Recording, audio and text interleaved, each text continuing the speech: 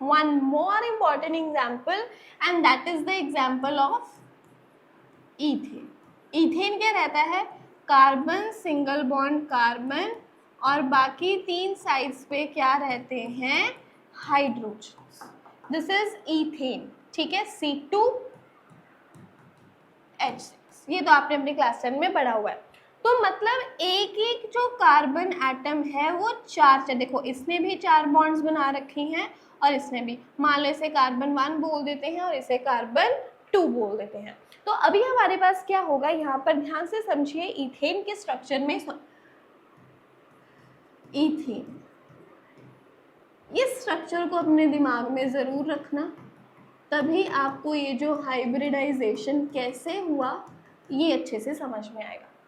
C2H6, 2 carbon 6 hydrogen, और ये जो दोनों कार्बन हैं ये दोनों ही हाइब्रिडाइजेशन के अंतर्गत जाकर ही अपनी जो बॉन्ड फॉर्मेशन है वो कर पाएंगे.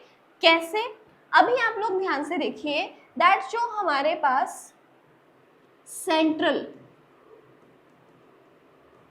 एटम्स हैं वो क्या है, कार्बन, दोनों ही कार्बन की, इस कार्बन की दोनों ही कार्बन की जो हाइब्रिडाइजेशन है यहाँ पर होगी, जिनका एटॉमिक नंबर क्या है 6 और इलेक्ट्रॉनिक कॉन्फ़िगरेशन क्या है 1s2 2s2 2p2. मतलब अगर कार्बन का ग्राउंड स्टेट हम लोग बना रहे हैं ब्लॉक डायग्राम में, s में कितने इलेक्ट्रॉन देंगे और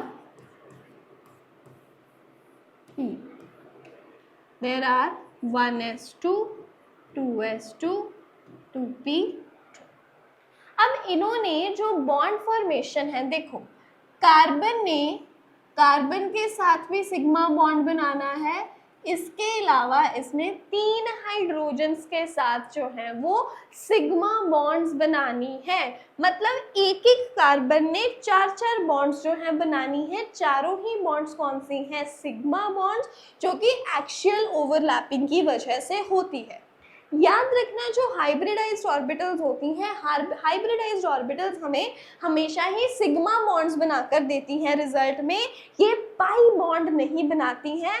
पाई बॉन्ड कभी बनती है जब ही p ऑर्बिटल्स जो हैं ये साइड वाइज ओवरलैप करती हैं. साइड वाइज ओवरलैप होने पर हमारे पास पाई बॉन्ड बनती है. जब भी हमारे पास इस तरह से एक्सियल ओवरलैपिंग होती हैं तभी हमारे पास सिग्मा बॉन्ड बनती हैं. हाइब्रिडाइज्ड ऑर्बिटल्स कभी भी पाई बॉन्ड नहीं बनाती हैं. ये चीज जिसने समझ ली उसके लिए इथेन, इथीन, इथाइन तीनों का स्ट्रक्चर कभी जो है वो टफ नहीं हो सकता. और मेरी बात मार्क कर लो कि जब भी आप लोगों के एग्जामिनेशंस होंगे उस समय पे टीचर का जो मेंटालिटी है बहुत ज़्यादा रहता है कि अगर उसने हाइब्रिडाइजेशन के कॉन्सेप्ट को चेक करना है कि बच्चा समझ पाया या नहीं, तो उसके लिए सबसे आसान तरीका है इथेन, इथीन, इथाइन तीनों में से किसी एक के स्ट्रक्चर को डाल देने का. तो ये चीज़ बहुत ज़्यादा इंपॉर्टेंट है, ध्यान से समझ लो कि जो हाइब्रिडाइज्ड ऑर्बिटल्स हैं वो सिग्मा बॉन्ड्स बनाती हैं, वो पाई बॉन्ड्स नहीं बनाती हैं. अब अगर हम लोग इथेन की बात करते हैं, इथेन ने तो सभी की सभी सिग्मा बॉन्ड्स बनानी है, इसने 4 सिग्मा बनानी है, हाइड्रोजन्स के साथ भी और एक कार्बन के साथ भी. तो मतलब इसे 4 अनपेयर इलेक्ट्रॉन की जरूरत है, लेकिन इसके पास तो 2 ही हैं, इसलिए प्रमोशन का कंसेप्ट लगेगा. 2s से जो इलेक्ट्रॉन है वो 2p में क्या करवा लिया जाएगा, प्रमोट करवा लिया जाएगा. So there will be promotion of an electron, कहाँ से, फ्रॉम 2s कहाँ तक, 2p तक. तो हमारे पास क्या बन जाएगा, 1s तो एज इट इज है, 2s में एक इलेक्ट्रॉन चला गया, एक इलेक्ट्रॉन रह गया, और 2p में हमारे पास तीनों इलेक्ट्रॉन्स जो है वो कंप्लीट हो जाएंगे. अब एक s और 3 p ऑर्बिटल्स मिलकर कौन सी हाइब्रिडाइजेशन शो करेंगे, sp3 हाइब्रिडाइजेशन. और यही sp3 हाइब्रिडाइजेशन जो है वो दोनों ही कार्बन एटम्स में होगी. दोनों ही कार्बन एटम्स जो है वो sp3 हाइब्रिडाइजेशन जो है वो शो करेंगे। Both these will show sp3 hybridization. अब शेप कैसे बनेगी? 4 ऑर्बिटल्स अगर पार्टिसिपेट कर रही हैं तो रिजल्ट में ऑर्बिटल्स भी कितनी बनेंगी? 4। ये चीज तो हम लोग बस सीख चुके हैं। अब क्या होगा? कार्बन का एक बिगर लोब, एक smaller lobe, bigger lobe, smaller lobe, bigger lobe, smaller lobe, bigger lobe and smaller lobe. ये हमने एक कार्बन का कंप्लीट कर लिया। इसी तरह से दूसरे कार्बन का bigger lobe, smaller lobe, bigger lobe, smaller lobe, bigger lobe, smaller lobe, bigger lobe and the smaller lobe. अब आप देख पा रहे हो कि जो दोनों ही कार्बन के बिगर लोब्स हैं इन्होंने ओवरलैप कर लिया, कार्बन कार्बन सिग्मा बॉन्ड बन गए। ये इस कार्बन की sp3 हाइब्रिडाइज्ड ऑर्बिटल्स हैं sp3 और ये इस कार्बन की sp3 हाइब्रिडाइज्ड ऑर्बिटल्स। अभी ये sp3 हाइब्रिडाइज्ड ऑर्बिटल्स क्या करेंगी? हाइड्रोजन एटम के कौन से ऑर्बिटल? 1s ऑर्बिटल के साथ पार्टिसिपेट करेंगी बॉन्ड फॉर्मेशन में और यहाँ पे हाइड्रोजन्स के साथ क्या बनती चली जाएगी? Sigma bond. इसी तरह से ये तीनों ने भी क्या करना है? हाइड्रोजन के 1s ऑर्बिटल के साथ ओवरलैपिंग करके सिंगल जो है सिग्मा बॉन्ड बना देनी है और ये स्ट्रक्चर हमारे पास किसका बन गया? ईथेन का। स्ट्रक्चर किसका बन गया? ये ईथेन का। तो ईथेन के जो कार्बन्स हैं क्या रहते हैं? sp3 hybridised carbons. और ये आपको एग्जाम में भी क्वेश्चन आ सकता है कि जो इथेन है उसमें कार्बन की हाइब्रिडाइजेशन क्या है? तो याद रखिएगा sp3 हाइब्रिडाइजेशन। तो यहाँ से आपके मैंने each and every aspect of sp3 hybridization को क्लियर करने की कोशिश करी है क्योंकि ये इंडीड बहुत ज़्यादा इम्पॉर्टेंट है। तो चलिए आगे बढ़ते हैं टू आवर नेक्स्ट टाइप और एग्जाम्पल इम्पॉर्टेंट वन। यस, जैसे इथेन करा था वैसे ही करेंगे इथीन। इथीन क्या कहता है? इसको देखकर इतना घबराओ मत, अभी तुम लोग समझ पाओगे। Ethene is carbon double bond carbon, hydrogens यहाँ भी दो और यहाँ पर।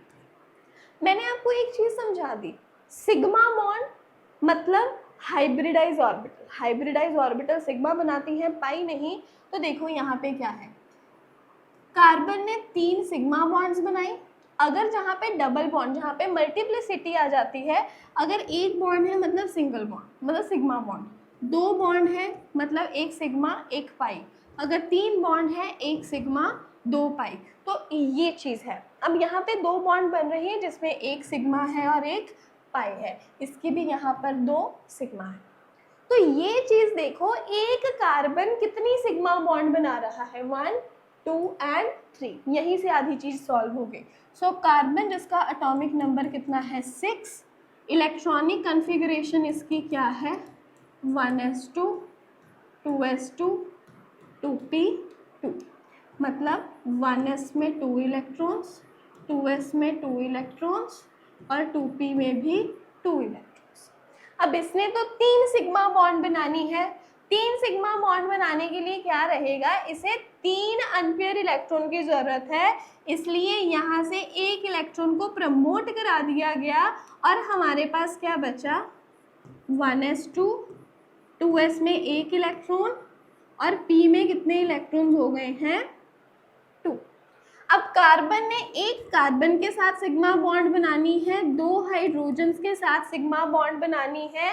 इसका मतलब क्या रहेगा कि एक s और दो p ऑर्बिटल्स ही हाइब्रिडाइज होंगी। सो यहाँ पे हाइब्रिडाइजेशन क्या हो जाएगी, sp2 and there will be one unhybridized orbital, there will be one unhybridized orbital. तो अब स्ट्रक्चर कैसे बनेगा, स्ट्रक्चर बनेगा लाइक कार्बन, हाइब्रिडाइजेशन कौन सी हो रही है, sp2, एक s और दो p ऑर्बिटल, इसका मतलब तीन ही ऑर्बिटल रिजल्ट में बनेंगी, bigger lobe, smaller lobe, bigger lobe, smaller lobe, bigger lobe and smaller lobe, एक कार्बन के। इसी प्रकार से दूसरा carbon, bigger lobe, smaller lobe, bigger lobe, smaller lobe, bigger lobe, smaller lobe, bigger lobe and small. ये यहाँ पे आप देख पा रहे हो, यहाँ पे सिग्मा बॉन्ड बन गई कार्बन कार्बन में। इसी तरह से ये हाइड्रोजन के 1s के साथ ओवरलैप करके सिग्मा बॉन्ड्स बनाएगा, हाइड्रोजन के 1s के साथ सिग्मा बॉन्ड, हाइड्रोजन के 1s के साथ सिग्मा बॉन्ड, हाइड्रोजन के 1s के साथ सिग्मा बॉन्ड। ये सभी के सभी ऑर्बिटल्स क्या हैं, ये इस कार्बन की 3 sp2 और ये दूसरे कार्बन की 3 sp2। इतना तो हो गया। अब पाई बॉन्ड कहाँ गई, पाई बॉन्ड कैसे बनेगी। अब आप देख पा रहे हो एक ऑर्बिटल अनहाइब्रिडाइज्ड है, एक ऑर्बिटल इस कार्बन की अनहाइब्रिडाइज पड़ी है, एक ऑर्बिटल इस कार्बन की क्या पड़ी है, अनहाइब्रिडाइज्ड। मैंने आपको बोला था कि जब भी साइड वाइज ओवरलैपिंग होगी तभी जाकर पाई बॉन्ड बनती है। तो ये जो दो अनहाइब्रिडाइज्ड ऑर्बिटल्स हैं इनमें ओवरलैपिंग के कारण यहाँ पे क्या बनेगी, पाई बॉन्ड। और इस तरह से ये जो इथीन का मॉलिक्यूल है उसमें हाइब्रिडाइजेशन होती है along with the bond formation. तो ये चीज़ बहुत ही ज़्यादा इम्पॉर्टेंट है यहाँ पर समझने के लिए, वेरी इम्पॉर्टेंट। आई होप आपको समझ आया होगा। अभी नेक्स्ट मूव करते हैं, टाइलीन। हमें किसका स्ट्रक्चर मेन करना है, एसिटाइलीन का। एसिटाइलीन किसे बोलते हैं, इथाइन को। इथाइन क्या है, carbon triple bond, carbon and 2 hydrogens. नाम याद रखना, इसको एसिटाइलीन भी बोलते हैं। तो होगा क्या यहाँ पे एसिटाइलीन में, हमने क्या देखा अभी, कार्बन ट्रिपल बॉन्ड, कार्बन, इधर भी हाइड्रोजन, इधर भी हाइड्रोजन। मैंने आपको बोला था अगर 3 बॉन्ड है तो 2 बॉन्ड्स पाई होंगी, एक सिग्मा होगी। तो एक कार्बन कितनी कितनी सिग्मा बॉन्ड्स बना रहा है, 2, एक कार्बन के साथ और दूसरी अपने अपने हाइड्रोजन के साथ। तो वही चीज है that carbon being the central atom, carbon being the central atom, atomic number इसका 6 है। इलेक्ट्रॉनिक कॉन्फ़िगरेशन क्या है, 1s2 2s2 2p2। मतलब s में कितने इलेक्ट्रॉन्स 2, 2s में कितने 2 और 2p में भी कितने इलेक्ट्रॉन्स 2।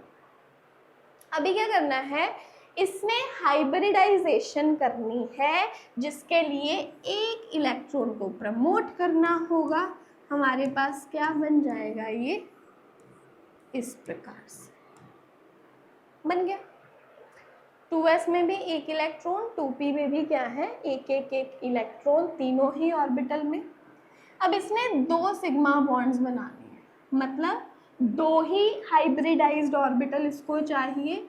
एक s और एक p पार्टिसिपेट करके बना देगा हमारे लिए sp हाइब्रिडाइज्ड ऑर्बिटल्स। और यहाँ पे 2 ऑर्बिटल्स ऐसी हैं जो अनहाइब्रिडाइज्ड है, जो कि अनहाइब्रिडाइज्ड। शेप कैसे बनेगा, carbon in the centre, 2 he orbitals बननी है हमारे पास हाइब्रिडाइज्ड, 2 ने पार्टिसिपेट किया, 1 bigger lobe, 1 smaller lobe, another bigger lobe and smaller lobe, ये इसकी 2 हमारे पास sp ऑर्बिटल्स जो है एक कार्बन की आ गई। इसी तरह से दूसरा carbon, 1 bigger lobe, 1 smaller lobe, 1 bigger lobe and 1 smaller lobe, ये इसकी sp ऑर्बिटल्स जो है आ गई और इनमें क्या बन गई है, सिग्मा बॉन्ड, सिग्मा बॉन्ड बन गई यहाँ पर। अभी नेक्स्ट क्या होगा, इन्होंने अपने एक एक हाइड्रोजन के साथ उसके 1s के साथ ओवरलैपिंग लेके एक सिग्मा बॉन्ड, हाइड्रोजन के 1s के साथ ओवरलैपिंग लेकर सिग्मा बॉन्ड जो है वो बना लिया, मतलब इनके सिग्मा बॉन्ड जो है वो कंप्लीट है। अभी बचते क्या है, बचते हैं इनके 2 अनहाइब्रिडाइज्ड p ऑर्बिटल्स, अनहाइब्रिडाइज्ड की लोब्स जो है वो बराबर रहती है, इनमें क्या होगी, साइडवाइज ओवरलैपिंग, साइडवाइज ओवरलैपिंग की वजह से इनमें क्या बन जाएंगी, पाई। तो यहाँ पर 2 पाई 1 सिग्मा मौजूद है कार्बन एटम्स में, हाइड्रोजन्स के साथ इसने बनाया सिग्मा बॉन्ड और ये हमारा स्ट्रक्चर बन गया किसका, इथाइन यानी कि एसिटाइलीन का। तो हाइब्रिडाइजेशन के कॉन्सेप्ट में हमने आज बहुत सारी इंपॉर्टेंट चीज़ें जो हैं वो डिस्कस करी हैं। आई रियली होप कि आपके मन से जो हाइब्रिडाइजेशन का फेयर है वो निकल जाएगा और अभी आप किसी भी आंसर को बड़े ही आसानी से अपनी क्रिटिकल थिंकिंग लगाकर आप कैसे भी आंसर को जो है, किसी भी क्वेश्चन को जो है वो आंसर कर सकते हो। तो अगर आपने इस वीडियो में सीखा हाइब्रिडाइजेशन क्या है, कंडीशंस क्या हैं, उसके फीचर्स क्या हैं, sp, sp2 and sp3 along with their types and shapes आप लोग सीख चुके हो, देन ज़रूर इस वीडियो को लाइक करना और हमारे चैनल को सब्सक्राइब करना सो दैट ऐसे ही इम्पॉर्टेंट कॉन्सेप्ट्स को आसानी से आप लोगों को मैं समझा सकूं और आप अपने एग्जाम्स में बहुत अच्छा स्कोर कर सकें। So don't forget to subscribe our channel and press the bell icon and please keep on sharing with all of your friends and अभी हम लोग मिलेंगे हमारे अगले वीडियो में।